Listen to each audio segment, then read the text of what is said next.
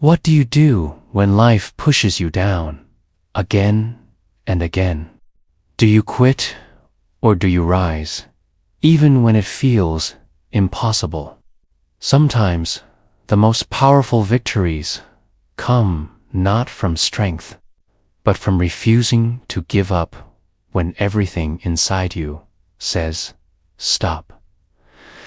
Tonight, I want to share with you a story of hope, of perseverance, and of how one person's darkest days became the foundation for their greatest triumph. There was once a young man named Daniel. In fact, life seemed unfair to him from the very beginning. His father passed away when Daniel was just a child, and his mother worked long hours in a small bakery just to keep food on the table.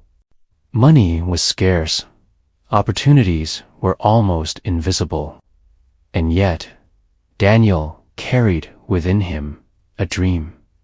He wanted to be an architect. From a very young age, Daniel loved drawing buildings, sketching towers, and imagining entire cities in his mind. Whenever he walked past tall skyscrapers, his heart whispered, one day, I will design something like this. But life had other plans. When he finished high school, Daniel applied to the best university in his country to study architecture. He studied hard, prepared all his drawings, and walked into the exam hall with hope in his chest. But weeks later, the rejection letter arrived. He had failed to secure admission. That night, Daniel sat in the corner of his small room, his drawings scattered on the floor, and tears rolling down his face. He felt crushed. He wondered, maybe I'm not good enough. Maybe my dream is too big for someone like me. But deep inside, something whispered back, try again. And so, Daniel picked himself up. He took a small job at a construction site, carrying bricks and cement, just to earn enough money to reapply the next year. He worked under the hot sun, his hands covered in blisters, his clothes soaked in sweat. Every night, he would come home exhausted. Yet, instead of sleeping, he would open his sketchbook and keep drawing. When the next year came, he applied again, and once again, rejection. This time, the pain was sharper. People around him began to laugh. Some neighbors told him, Daniel, stop wasting your time. Get a real job. Not everyone is meant to follow dreams. Even some relatives advise his mother, he's only going to break his own heart. Daniel began to doubt himself. He buried his dream deep inside, convincing himself to just be realistic. But one evening, something happened. As Daniel was leaving the construction site, he saw a little boy sitting on the pavement, drawing on the ground with a piece of chalk. Curious, Daniel asked, "What are you drawing?" The boy smiled and said, "I'm drawing my dream house. One day, when I grow up, I will build it for my mom." Those words struck Daniel like lightning. In that little boy, he saw himself. He saw the child who once dreamed without fear. And suddenly, the fire inside him came back. That night, Daniel opened his sketchbook again. He promised himself, "I will not quit." Even if it takes 10 years, I will not let this dream die. Over the next few years, Daniel lived a life of discipline and sacrifice. He saved money from his construction work. He read borrowed books on architecture. He watched free lectures online. He practiced relentlessly. And on his third attempt, he finally passed.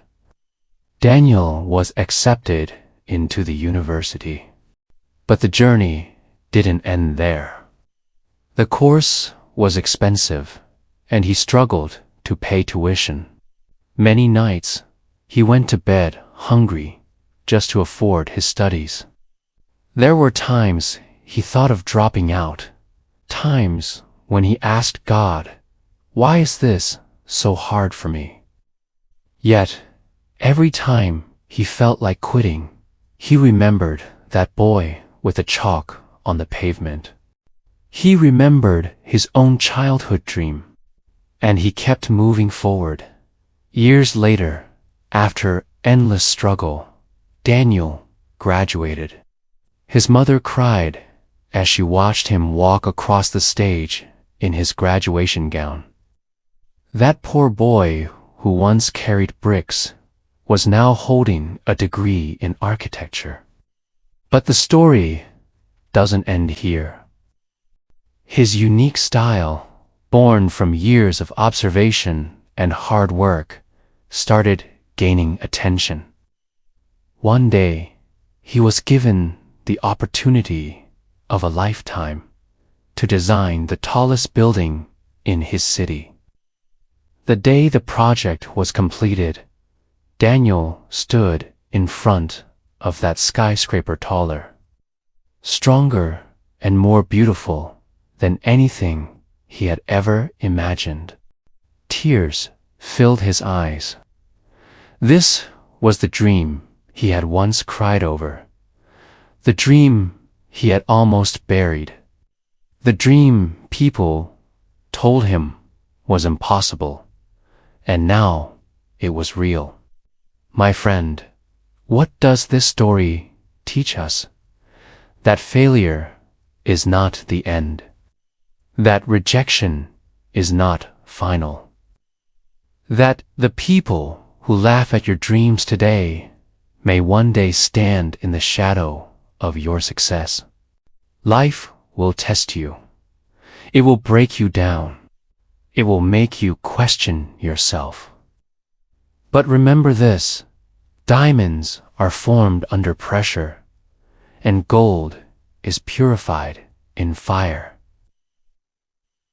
Your struggle today is not a punishment. Ted is preparation.